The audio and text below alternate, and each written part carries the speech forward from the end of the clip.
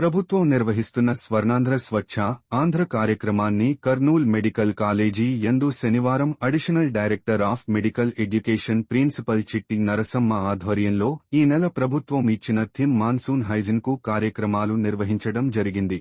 Principal మాట్లాడుతూ వర్షాకాలం ఎక్కువ చోట్ల నీరు నిలువ పరిసరాలలో నీరు నిల్వ ఉండకుండా గుంతలను పూడ్చాలని సబ్బుతో చేతులను శుభ్రం చేసుకోవాలని శానిటేషన్ సిబ్బందికి సూచించారు. కళాశాలలో ఫాగింగ్ మరియు యాంటీ లార్వల్ యాక్టివిటీ విద్యార్థులందరిచే ర్యాలీ చేయించి అనంతరం విద్యార్థులు సిబ్బందిచే మాన్సూన్ పరిశుభ్రతపై ప్రతిజ్ఞ చేయించడం జరిగింది.